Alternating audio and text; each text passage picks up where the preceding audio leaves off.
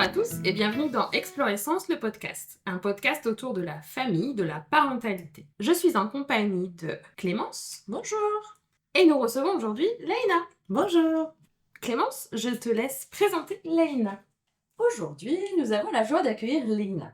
Femme de cœur et d'action, Leïna est courageuse, engagée et profondément fidèle à ses valeurs. Elle rassemble, fédère et prend soin des autres avec une bienveillance naturelle.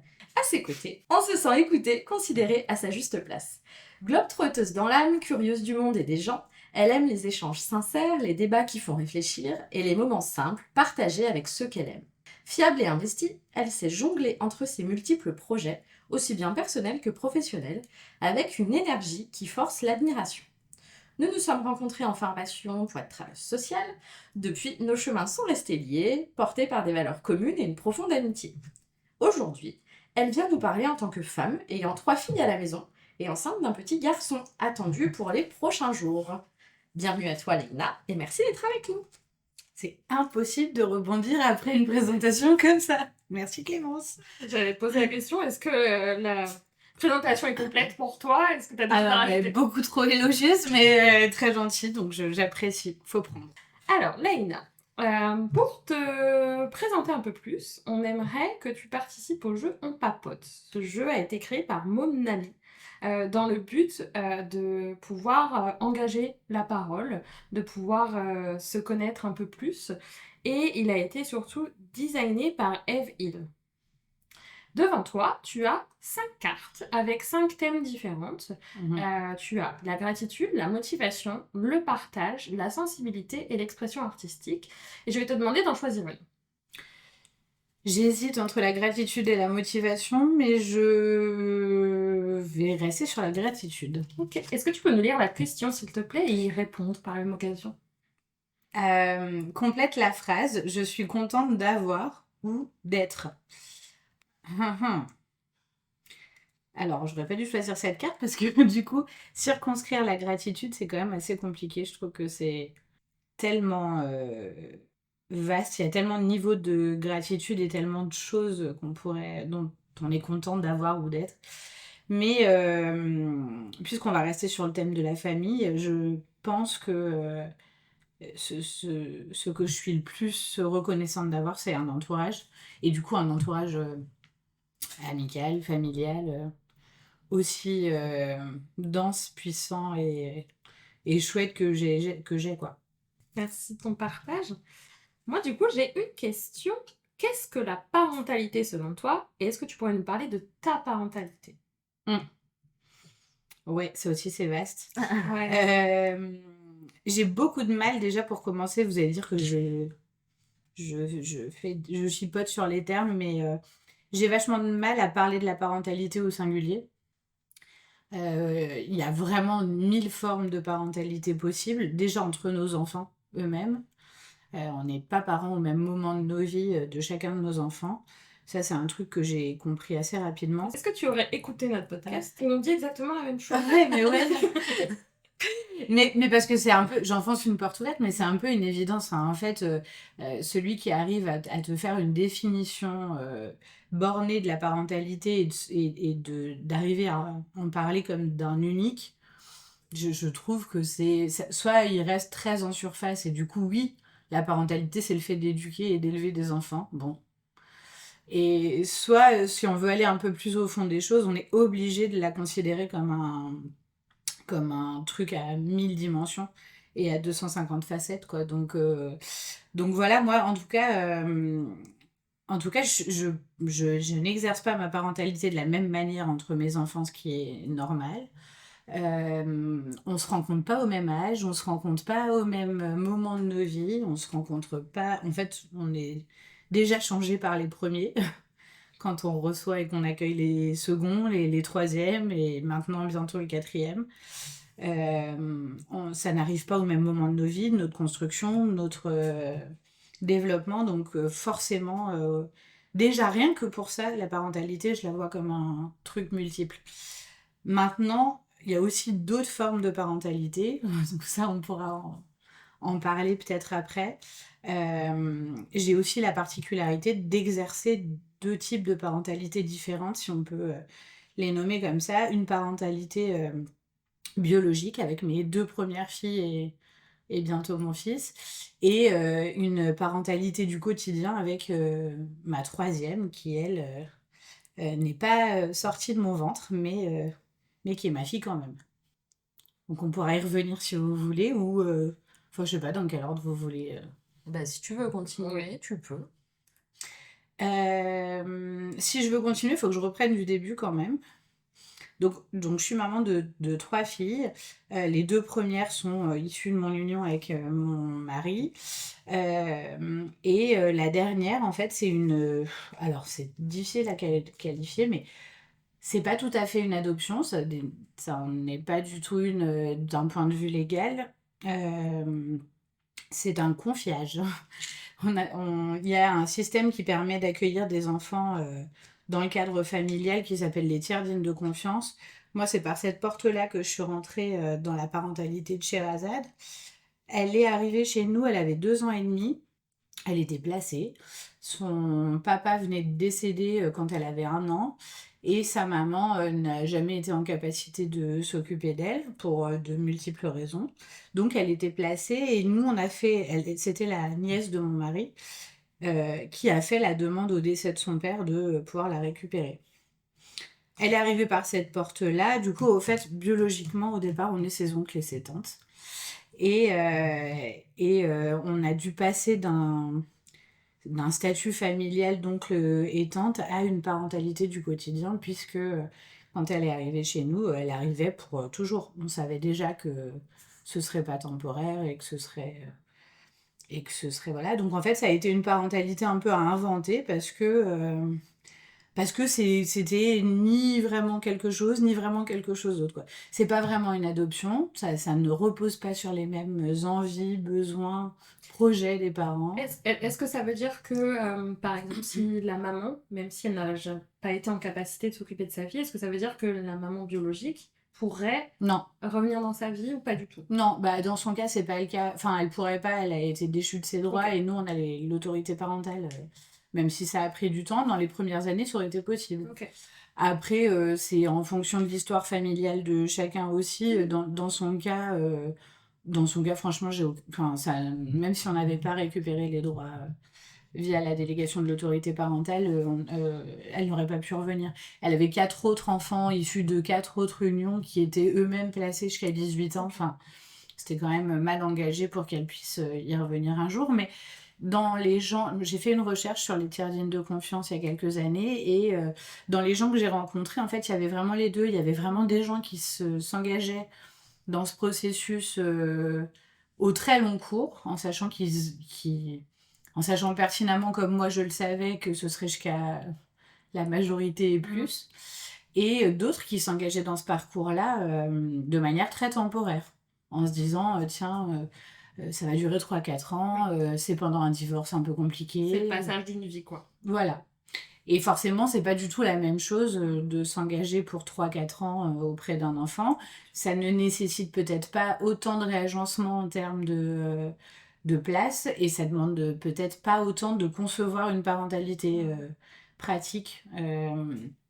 Voilà, je pense que par exemple, les grands-parents qui sont tiers dignes de confiance et qui accueillent leurs petits-enfants sur une courte durée, alors 3 4 ans c'est long, mais c'est court aussi dans une construction, peut-être qu'ils ont moins ce besoin de reconsidérer est-ce qu'on est des parents, est-ce qu'on n'est pas des parents, est-ce qu'on est toujours des grands-parents, est-ce que voilà.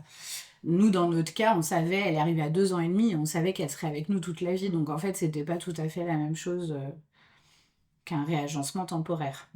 Oui. Et du coup, tes filles avaient quel âge quand c'est Et ben, arrivé? c'est drôle parce que finalement, c'est pas calculé comme ça évidemment, mais elles ont toutes 21 mois d'écart, Ok, y compris Sherazade.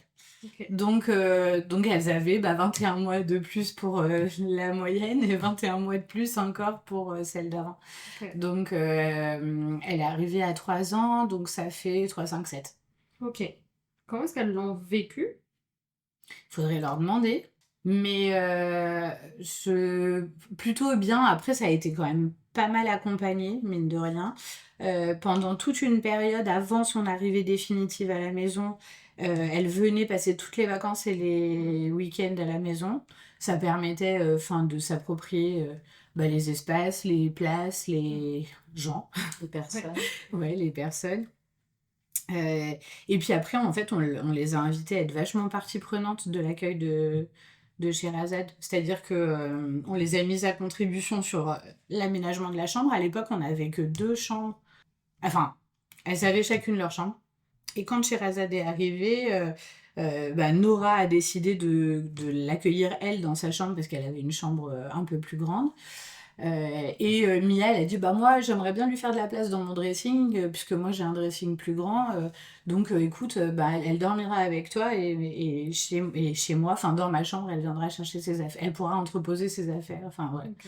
Donc en fait elles étaient petites, mais à la hauteur de ce qu'elles pouvaient comprendre, on les a vachement invitées à proposer comment on pouvait l'accueillir, quoi. Ouais, donc c'était un accueil familial.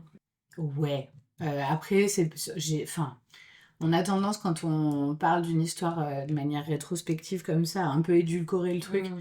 Ça n'a pas toujours été évident. Je sais que par exemple, dans notre cas, ça a été un accueil plutôt féminin. Du côté du père, ça a été plus compliqué pour vraiment être acteur de l'accueil. Il a eu un accueil plus passif, quoi. Ok. Mais bon, on était là. Ouais, puis ça se fait chacun à son rythme aussi, hein. Chacun Ouais, comme il c'est peut. ça. Ouais, c'est ça. Et puis, il y a un truc qu'il faut pas qu'on oublie. Tout à l'heure, je vous disais que c'était pas tout à fait une adoption et c'est vraiment important d'insister là-dessus. Une adoption, ça part d'une envie, Mm. même d'un besoin. Pour certains parents, ça part d'un rêve, ça part d'un truc un peu. Enfin, voilà. Là, c'est absolument pas le cas. Là, c'est un réagencement, même s'il est consenti, accepté, mais qui est subi, hein. Je me suis jamais dit, tiens, j'aimerais bien adopter un enfant ou j'aimerais bien élever l'enfant de quelqu'un d'autre. Jamais. Enfin, j'avais des enfants biologiques, mais mon projet, c'était pas ça, quoi. Donc en fait, là, on s'est réagencé, on s'est adapté à une situation qui était subie. Et c'est souvent le cas pour ces parentalités un peu particulières, c'est que c'est rarement le fruit d'un projet de famille, quoi. Ça le devient, c'est tout. Mais c'est pas le cas au départ, quoi. Et je pense que ça change tout. Ah, mais ça, pour le coup, oui, c'est sûr. Euh, c'est vrai que c'est technique, j'allais dire, le terme d'adoption ou tiers de confiance, ou voilà. Et nous, pour le coup, on a été amenés à avoir enfin, voilà, à accompagner des enfants qui étaient placés au titre de la protection de l'enfance au foyer et qui, du coup, bénéficiaient d'un accompagnement, enfin, en tout cas, voilà, d'un accueil au sein de la famille par des tiers dignes de confiance pour après travailler une sorte d'alternative au placement. Mhm. Et pour, voilà, donc comme tu le décrivais au début, en fait, pour un temps donné, ils avaient le projet d'accueillir l'enfant et de l'accompagner et de l'aider à grandir, en général jusqu'à majorité. Mm. En se disant, bah voilà, à majorité, retournons chez les parents. Enfin, voilà, c'était un projet qui était momentané, qui était pensé comme ça quand nous, on était du coup éduques au foyer. Ouais, en fait, c'est un peu le paradoxe. Mais on va pas rentrer peut-être dans la technique, mais le paradoxe, c'est que c'est un mode d'accueil qui est pensé en alternative au placement dans des cas longs, Ouais. alors qu'en réalité, juridiquement, il n'est pas prévu pour quoi.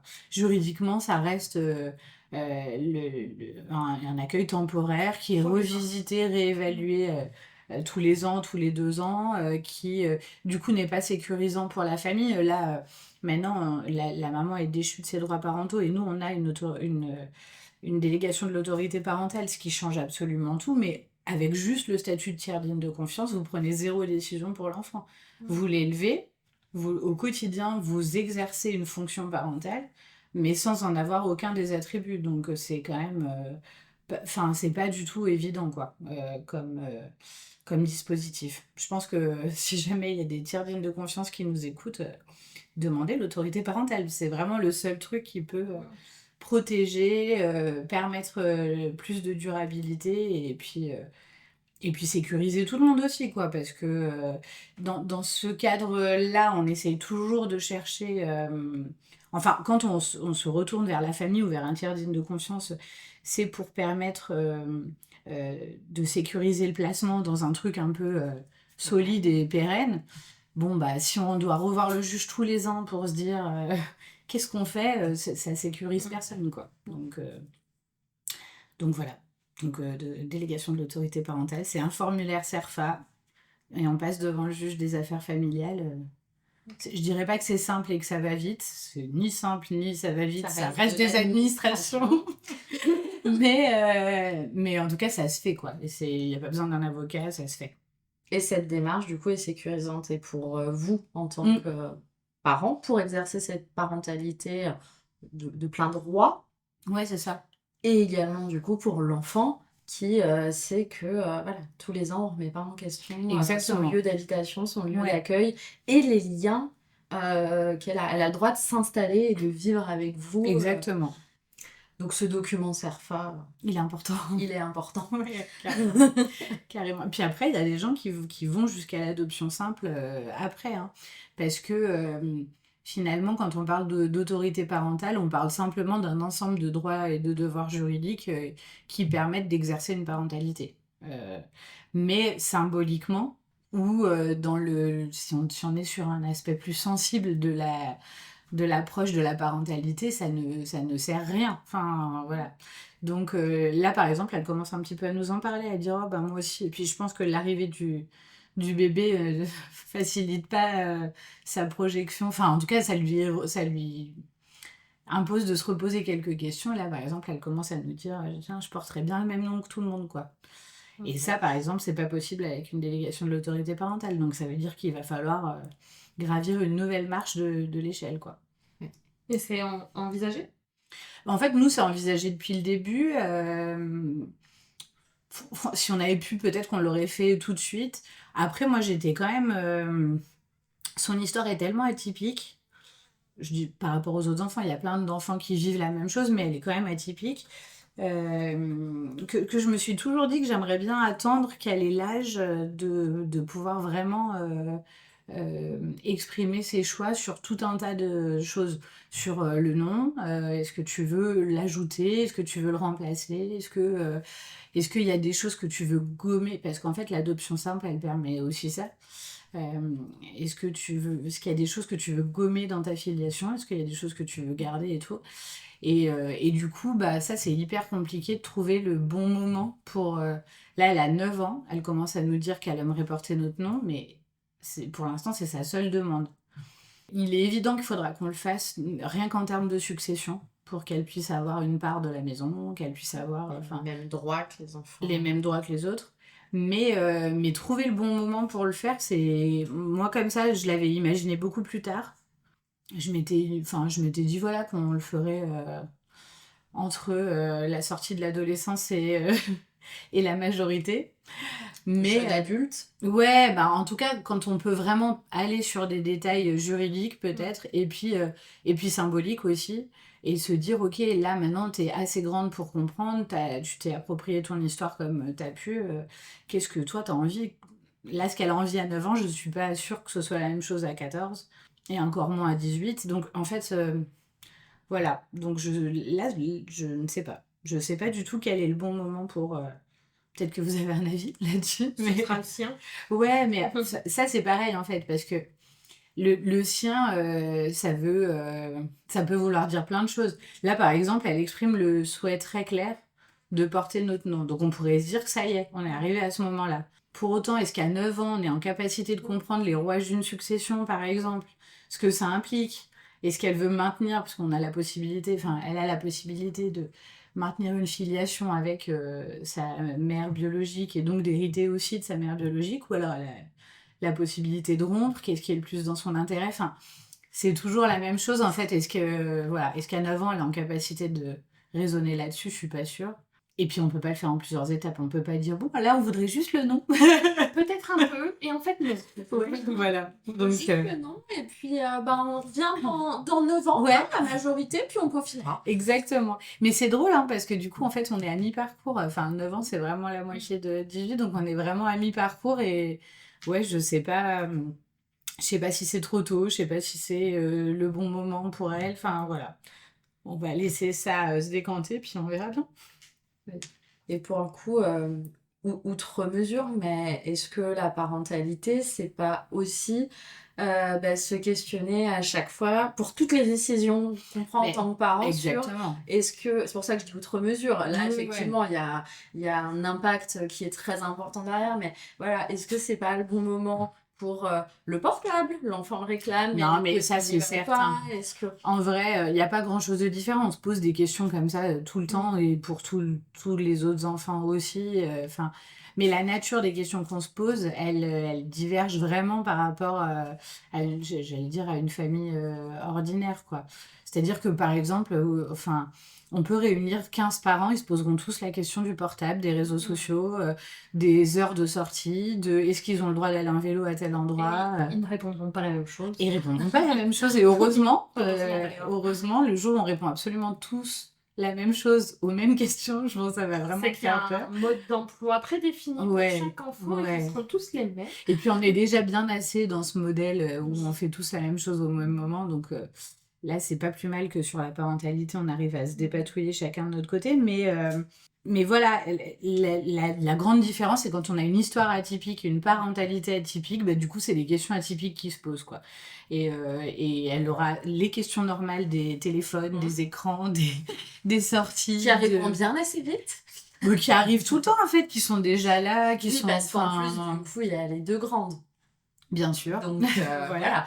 Qui sont déjà là, mais elle aura en plus des questions qu'on se pose pas normalement, quoi. C'est un peu ça la différence entre une parentalité classique et une parentalité extraordinaire. Et donc, du coup, après toutes ces filles, Ouais. Un gars, Est-ce qu'on va savoir faire alors, après toutes ces filles, Ouais. comment est-ce qu'on imagine l'arrivée, comment vous projetez l'arrivée d'un petit mec dans tout ça? Je crois pas que, pour le coup, la grosse différence, c'est pas tant le genre. Enfin, Ouais. même si peut-être que on refait le même podcast dans 2 mois et je vous dis, ah non, mais ça n'a rien à voir, etc. Mais ce qui n'a rien à On voir, le c'est... verra dans 3 ans. Ouais, voilà. Mais ce qui n'a rien à voir, c'est que j'ai plus le même âge, que moi, mes filles, je les ai eues plutôt tôt. Mia, j'avais 23 ans et Nora, j'avais 25 ans. Mais t'as plus 25 ans là.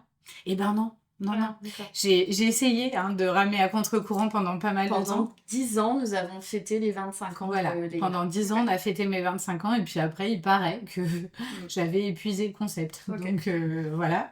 Donc on est passé de 25 à 35, sans transition. Là, on va rester à 35 pendant 10 ans. Hein. Moi, ça me va. Ça Ouais, me va. Mais là, du coup, voilà, un bébé à 35 ans, voilà, à mon avis, c'est ça qui va changer les choses par rapport à mes bébés de 23 et de 25.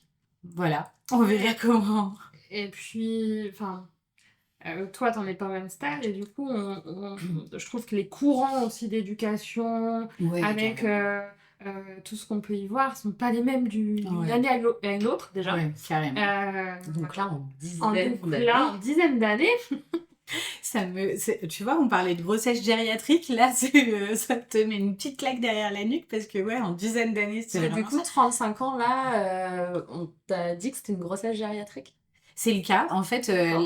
enfin, c'est le cas. Moi, j'appelle pas ça comme ça, mais la définition de la grossesse dite gériatrique, c'est à partir de 35 ans. Ok. Ah ouais. En fait, Ouais. pour moi, c'est deux termes qui peuvent Qui pas aller s'opposent. Ah ouais, ensemble. non, mais c'est clair. Grossesse et gériatrique. Enfin, Ouais. voilà. Pour moi, il y a quand même un... Alors, par contre, je t'avoue qu'en ressenti corporel, on est très très près de la gériatrie. Hein. Ok. C'est-à-dire que si tu vois mes transferts de mon lit à debout et de debout à mon lit, on est vraiment là-dessus, quoi. D'accord. Ouais. Ok. Et c'était pas le cas à 23 et 25 ans, évidemment. Tant Où je faisais de la Zumba jusqu'à 6 mois, où j'allais à des concerts jusqu'à 9. Enfin là, non, on n'est plus Tu du allais tout. passer des concours Où j'allais passer des concours pour être assistante sociale ensemble jusqu'aux dents. une semaine avant l'accouchement. Ouais. Non, on n'est plus du tout. Donc non, ça marche quand même pas trop mal. Après, c'est quand même très vexant d'être dans une grossesse gériatrique. C'est vexant. Oui, c'est vexant. Ça doit être écrit sur ton dossier. Non, parce que je crois que c'est pas un terme médical. Ok. C'est un terme un peu sociétal Ok. qu'on a fixé Ah, après 35 ans. Mais tu vois, les médecins, ils disent pas ça, par exemple. Ok.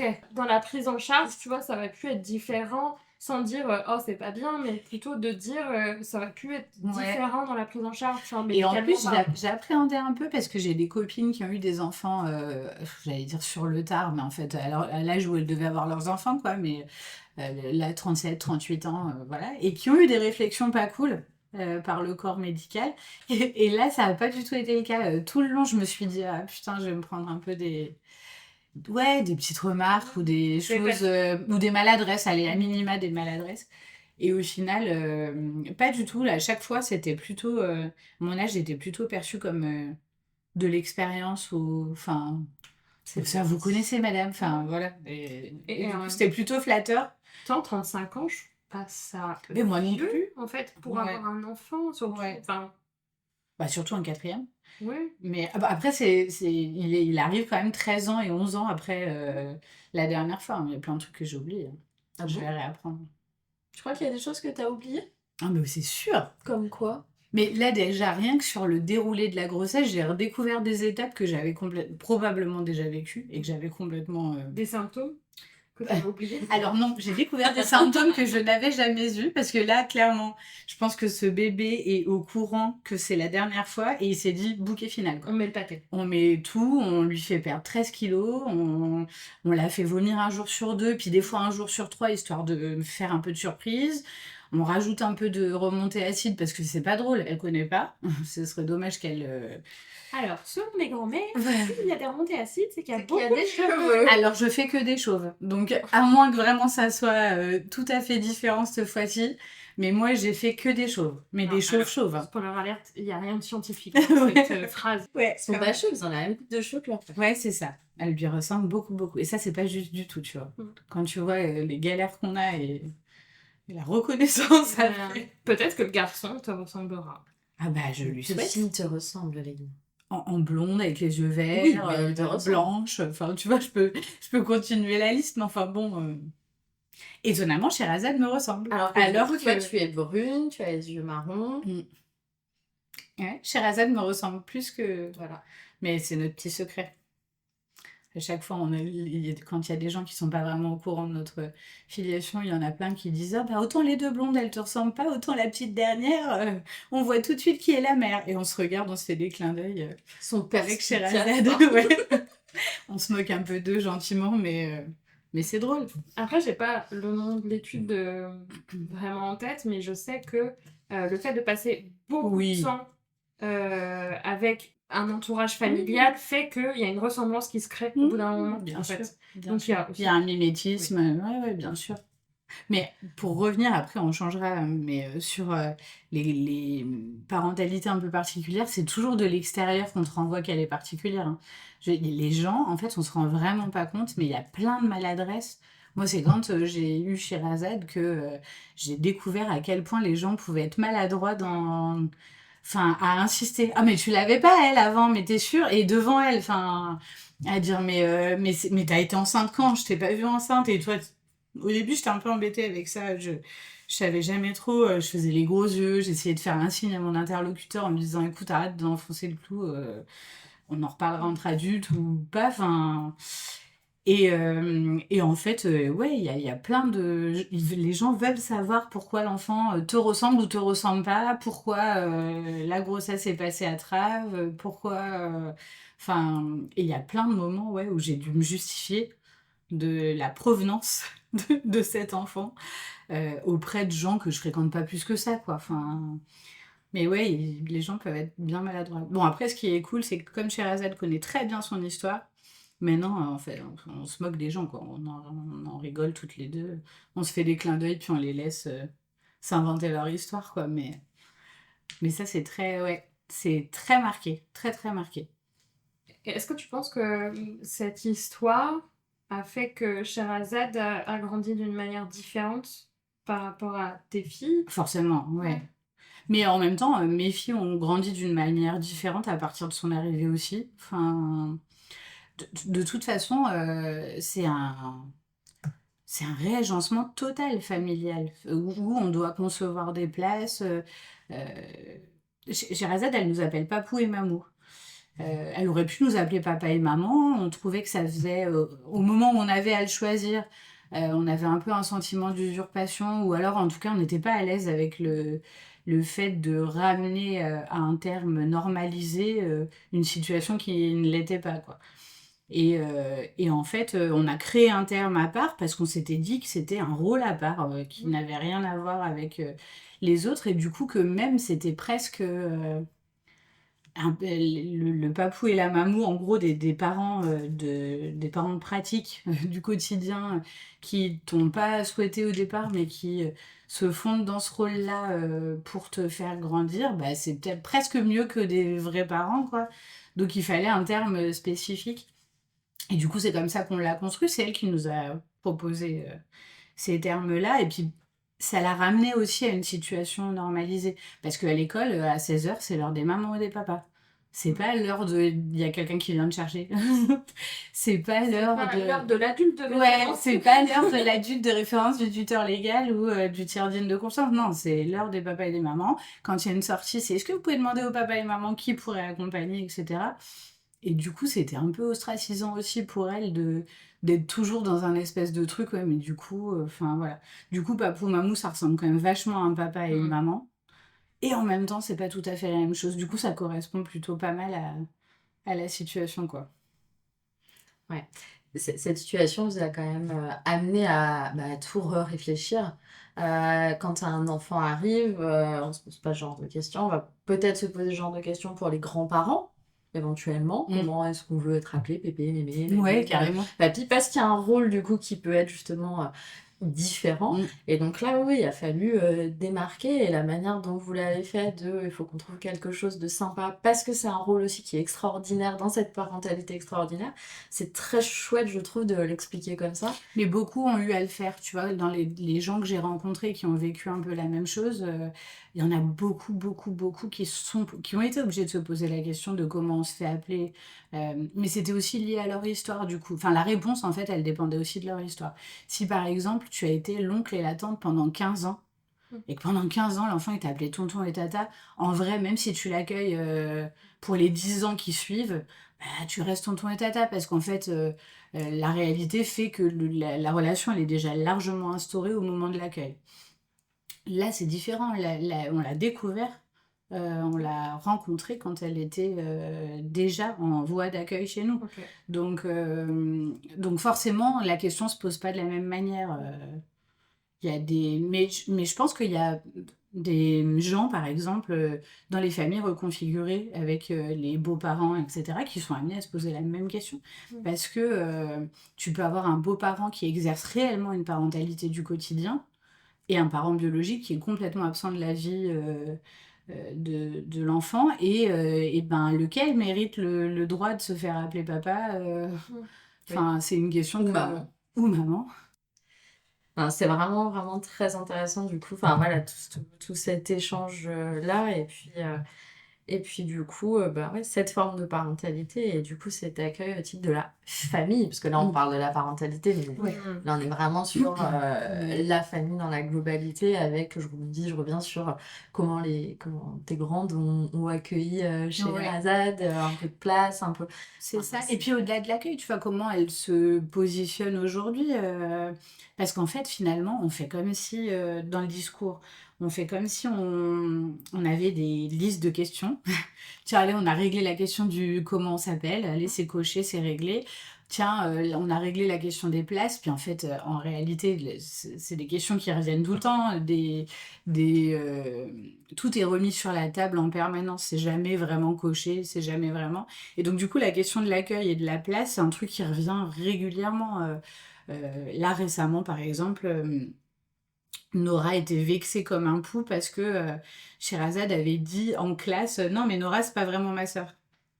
Ok. Et en fait, Sherazade l'a dit, enfin, c'est un fait. C'est Sans pas. intention de blesser. Non, c'est ça. Et puis en plus, elle était même pas censée le savoir, Nora, mais en tout cas, biologiquement, c'est pas vraiment sa sœur.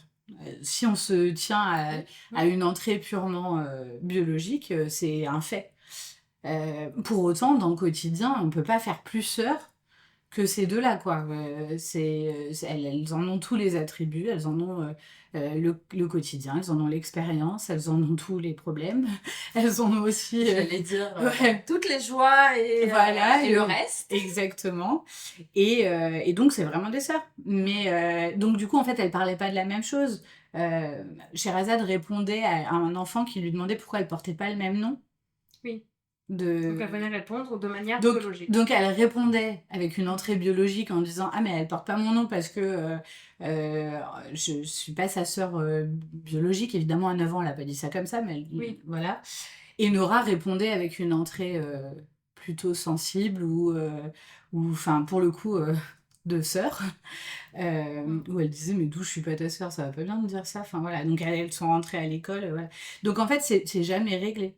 Je veux dire, ça va revenir sous plein de formes différentes en fonction des âges et à chaque fois, il faudra le remettre sur la table et en rediscuter, quoi. Oui, Donc, elles continuent leur accueil pour répondre à ta oui, c'est ça. question. Et là, du coup, la différence, c'est que là, elles s'apprêtent toutes les trois à accueillir un petit frère. Exactement. Donc là, on est aussi sur un pied d'égalité, entre Et, guillemets. ouais. Toutes les trois passent grande sœur. C'est ça. C'est ça.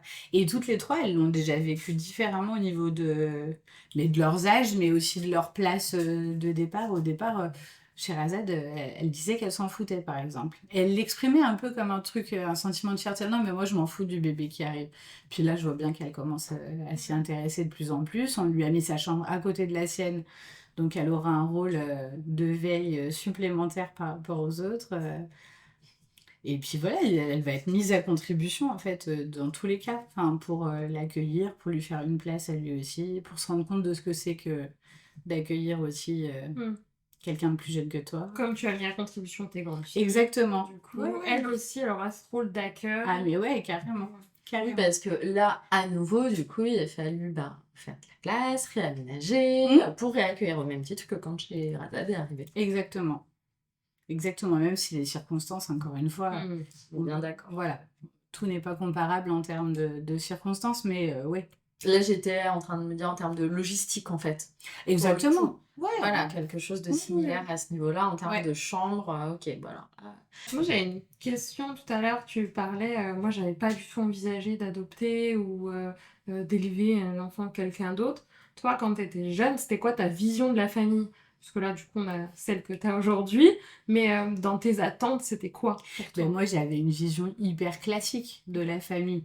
Mais j'allais dire comme tout le monde. Disons que j'entrais dans les cases très ordinaires de la perception de la famille. Je vais rencontrer quelqu'un, je vais avoir envie de construire ma famille avec lui. On restera ensemble jusqu'à la fin de nos vies. Et on aura des enfants, autant que ce sera possible en fonction de nos trajectoires. Enfin, voilà. Donc, j'étais pas du tout dans un... Mais en même temps, très souvent, quand on a une famille atypique, c'est pas quelque chose qui a été... c'est très rare que quelqu'un te dise bah moi quand j'avais 12-13 ans j'imaginais que j'aurais une famille reconfigurée avec un mari qui arriverait lui-même avec ses enfants enfin voilà souvent c'est la vie l'adulte qu'on est devenu qui fait que la parentalité va être plus ou moins atypique par rapport à ce qui est envisagé au tout départ quoi. C'est souvent la société d'ailleurs qui la norme sociétale qui fait que, ah tiens, on se rend compte qu'on va s'éloigner un petit peu du sentier que tout le monde prend, ou pas, quoi. Et là, en l'occurrence, enfin, je vois pas comment j'aurais pu l'envisager différemment quand j'étais plus jeune. Non, j'avais une vision très classique, très Disney. Très Disney. Okay. Genre le prince charmant, le château. Pas tout à fait. J'avais une petite idée que celui-là, j'allais pas le trouver comme ça. Mais ouais, très ordinaire, très happy end. Il vécut heureux et heureux. Absolument. Exactement, très happy end. Pour l'instant. Ah mais oui, ça marche quand même. On a dévié du sentier, mais on est quand même, pour l'instant, encore avec une perspective de happy end. Bah oui, c'est tout ce qu'on peut te souhaiter. Enfin. Et Léina, j'ai une autre question. Dans ta description, tu disais que tu étais quand même globe-trotteuse. Ouais. Voyager toute seule ou entre adultes, ça, c'est plutôt simple. Et voyager avec 2, 3 enfants, bientôt 4. Tu l'envisages Oh bah, comment? je n'envisage pas Tu de m'as pas plus dit ça, tu l'envisages comment? Je n'envisage pas que ce soit plus possible de toute façon. Euh, Non, mais en vrai, franchement, les challenges qui s'offrent à nous quand on est parents, ils sont tellement plus insurmontables, tellement plus colossaux, que juste partir en vacances, c'est hyper faisable, hein. Enfin, moi, je suis pas- Rassure les parents qui nous écoutent. Non, mais c'est vrai. Non, mais parce c'est que- vrai. Moi, je trouve que on est face à des questionnements, par exemple, éthiques ou éducatifs qui sont tellement, moi en tout cas, enfin, qui me semblent tellement plus grands que moi sur des questions. Là, par exemple, mes filles, elles vont tout droit vers l'adolescence, donc sur les Sacré écrans, voyage. ouais, bah ça c'est un voyage dont je me passerai, mais qui est nécessaire pour leur évolution. Quelques turbulences. Avec quelques turbulences, absolument. Température extérieure, Ouais. chaud. Mais froid aussi, parfois. Non, mais alors, je trouve que voilà, être parent en 2025, honnêtement, je trouve que c'est pas simple. Je trouve que vraiment, il y a plein de paramètres extérieurs, souvent extérieurs, qui sont extrêmement déterminants et qui sont pas évidents.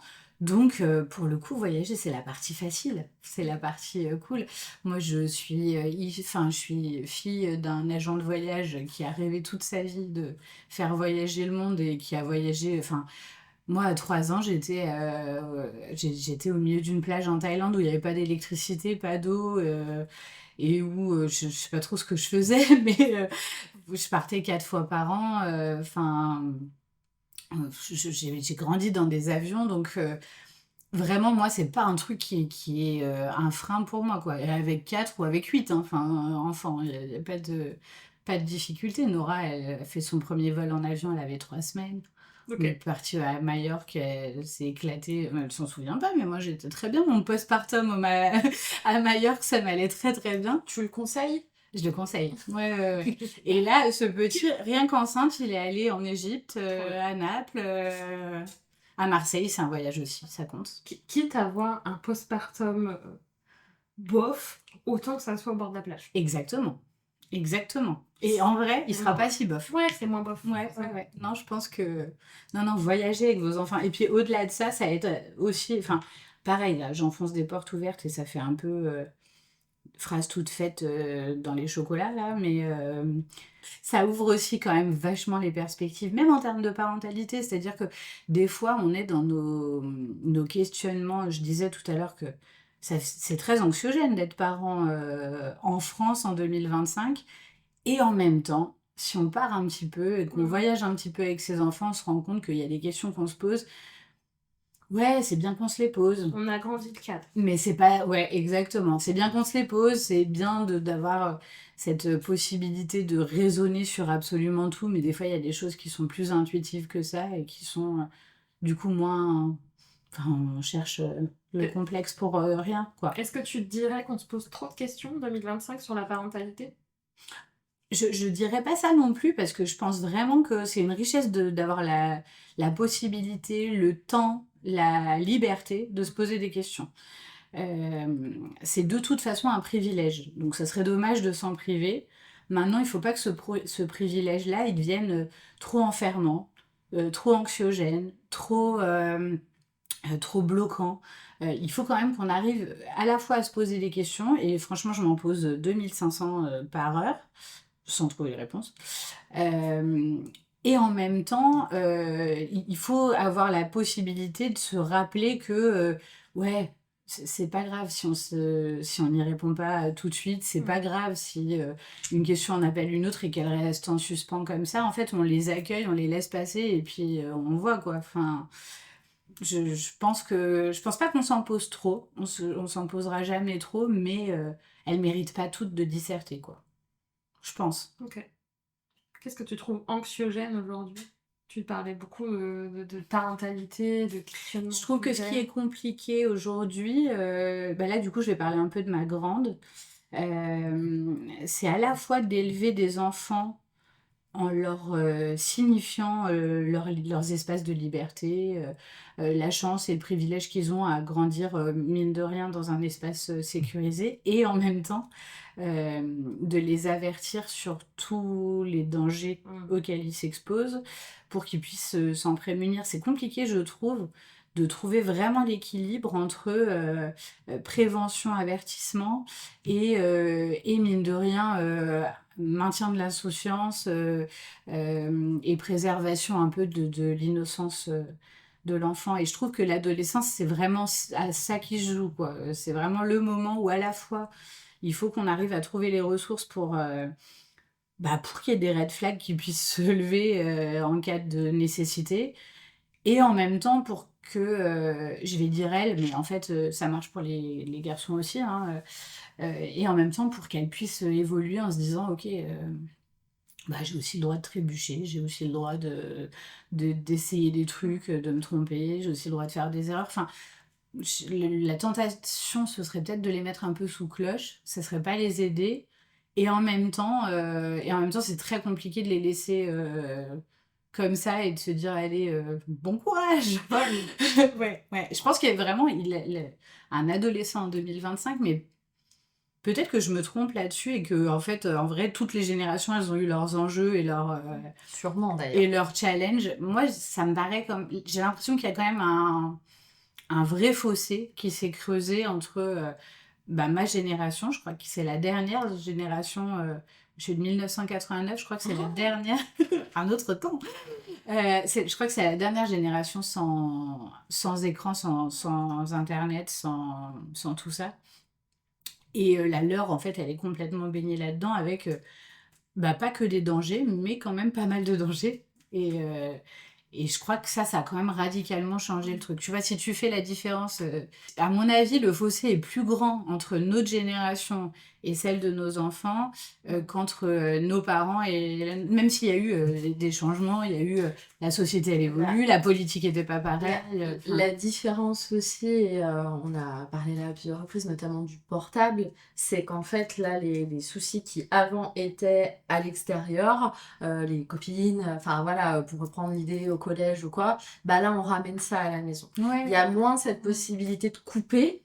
Et du coup, d'être dans ce cadre rassurant et sécurisant de la maison, puisqu'en fait, ces soucis reviennent à la maison par l'objet portable qui en plus, en l'ayant, on en fait quelque chose de confidentiel comme c'était le journal intime et comme si du coup l'adulte, le parent, l'adulte de référence ne pouvait pas avoir accès à ce portable parce que c'est l'intimité.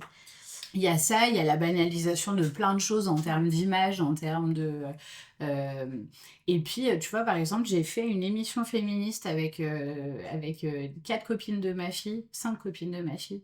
Et à un moment donné, il y en a une qui a dit, non, mais avec les réseaux, en vrai, on n'a pas le droit à l'erreur. On n'a pas le droit à l'erreur.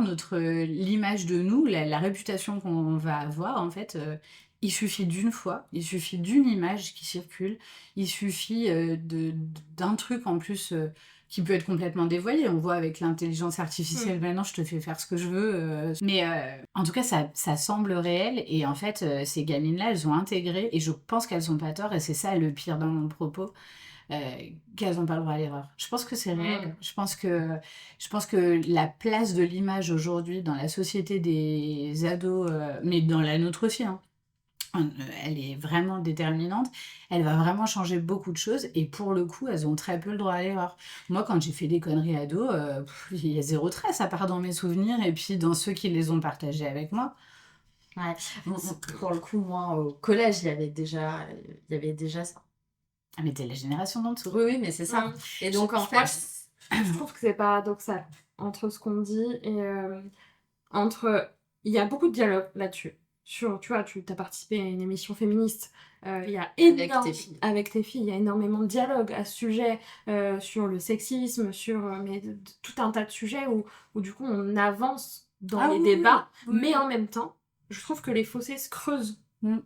À l'inverse, avec les réseaux sociaux et où du coup on vient appuyer par des biais, puisqu'on retient toujours plus le négatif que le positif. et où c'est là où du coup, En tout cas, ça, c'est un challenge pour les parents qui est ouf, quoi. ouais. Enfin, qui est vraiment, et puis qui nous dépasse vachement finalement parce que, bon, du coup, en effet, les seuls leviers qu'on a, c'est de vachement communiquer, y compris sur nos peurs, tu vois. Par exemple, moi, pour l'instant, elle a toujours pas le droit d'avoir les réseaux sociaux. Elle a un téléphone, mais elle a pas le droit d'avoir les réseaux sociaux. En même temps, c'est pas avant 13 ans, Mais selon elle la a loi. 13 ans. Oui, Elle a mais... Ouais, non, mais du coup, moi, au départ, c'était mon argument juridique. Je croyais m'en sortir avec ça. Donc, je lui avais dit, non, mais de toute façon, légalement, tu n'as pas le droit avant 13 ans. Bon, là, les 13 ans, c'est dans 24 jours. La loi est en train de changer, d'évoluer. Ça va peut-être être 16. 24 jours. Ouais. Ouais. Mais là, faut qu'elle évolue dans les 24 prochains jours. Eh non, c'est difficile. Donc là, elle me relance sur le sujet en me disant, bah dis donc, tu m'avais pas parlé de 13 ans comme Au effet fait. de seuil. Donc, et en fait, c'est pas tant 13 ans ou 13 ans et 20 jours, ça changera rien. Le danger, à mon avis, auquel elle s'expose à partir du moment où elle est utilisatrice des réseaux sociaux, c'est le même dans un mois, quoi. Et donc, du coup, ça me fait l'occasion d'en discuter avec elle et de lui dire, mais tu sais, ce qui me fait peur, moi, là-dedans, ce qui me fait peur, c'est que les gens travestissent leur identité pour te parler, que toi, ton image puisse être récupérée et réutilisée, réemployée, que notamment elle voulait Snapchat, je lui dis bah là c'est des messages éphémères, enfin tu vas recevoir une dinguerie, elle va s'effacer, il y aura zéro trace, donc là c'est pas de la surveillance de ma part, c'est que tu pourras même pas venir vers moi pour me dire regarde à quoi j'ai été exposée, que ça sera déjà plus là. Mais toi, c'est toujours là, en fait. Ça laisse une trace, mine de rien, dans ton cerveau et dans ton cœur de jeune fille. Donc, non, moi, je suis pas encore prête pour ça. Alors, je sais pas si c'est moi le problème ou si... Non. tu vois, Tu mais vois. en même temps, et en même temps, nager à contre-courant pendant longtemps, c'est très, très lourd. Mais en tout cas, voilà. Du coup, avec nos gamins un peu plus grands, c'est ça un peu les enjeux là. Et moi, je me sens très petite face à tout ça, quoi. Ouais. Peut-être que la réponse, elle est pas dans l'offre qu'on a l'habitude d'avoir. Par exemple, peut-être que les réseaux sociaux, on peut à la fois y trouver tous les problèmes du monde et aussi les solutions. Mm. Et tu vois, peut-être qu'il y a un super podcast fait par une nana qui va leur parler avec leurs mots, avec voilà, et qui va aborder des sujets comme la dysmorphophobie, le fait de recourir à des techniques de médicales, esthétiques qui sont pas du tout ok. Enfin, peut-être qu'on va trouver un super podcast féministe qui s'adresse aux ados, pour les ados, fait par une ado. Enfin, en fait, peut-être que les solutions, elles sont aussi dans le vivier euh, Internet. Enfin, tu vois. C'est pour ça que, comme dans tout, jamais soit du tout bon, soit du tout mauvais. Ça, c'est certain. Mais en tout cas, il y a du tout accompagné, quoi. Moi, je pense que le seul truc qui est indispensable dans ces questions-là, c'est qu'ils soient pas tout seuls. Si nous, on est perdus, à 13 ans, ils sont pas plus... Enfin... Mais est-ce que c'est pas aussi là, enfin, on va dire que la boucle est bouclée entre guillemets. En même temps, la parentalité, c'est pas accompagner justement les enfants dans toutes les étapes de leur Si, vie. c'est ça. Et ça en fait partie aussi. Mais carrément, carrément. Mais souvent, sur les autres sujets, on les accompagne à partir de notre expérience. Mm. Souvent. Je veux dire, tu vas parler de tes premières règles à ta fille en te disant, bah voilà, moi j'avais à peu près ton âge, j'ai fait comme ça, ma mère m'a expliqué ci, m'a expliqué ça. Enfin là, je te prends un exemple, mais on parle souvent à partir de notre expérience. La grosse différence, c'est que là, on n'a pas une expérience commune par rapport à ces trucs-là. Et du coup, on parle uniquement par rapport à ce qu'on en observe depuis notre âge adulte, et donc pas du tout par rapport à un souvenir qu'on aurait d'avoir traversé le même chemin au même moment de notre vie. Voilà. C'est peut-être ça qui fait un peu la différence, mais bon, ça veut pas dire que c'est moins faisable ou que c'est plus compliqué, c'est juste une entrée qui est différente, quoi. Ok. Est-ce que tu aurais quelque chose à dire pour la fin, pour conclure ce podcast, un mot, une phrase qui te viendrait? Pas vraiment. Je trouve que là, on a abordé vraiment plein de sujets, mais qui montrent que on revient à ce qu'on disait tout aux prémices de notre échange. Ouais, la parentalité ou le fait d'être mère, c'est pas du tout un truc qu'on peut considérer au singulier. Il y a plein de sujets qui se présentent tout le long. Et ces sujets-là, ils changent au fur et à mesure de la vie. Et ils reviennent sans cesse avec un nouvel habit, donc on s'adapte et puis on grandit avec, quoi, et puis c'est tout. Mais c'est pas si compliqué, hein. Trop bien. Merci, Laïna. beaucoup, Laïna. On te remercie pour ce moment d'échange, ce moment de partage. Vous pouvez suivre le podcast d'Explorescence et vous abonner pour écouter les prochains épisodes. À bientôt. À bientôt!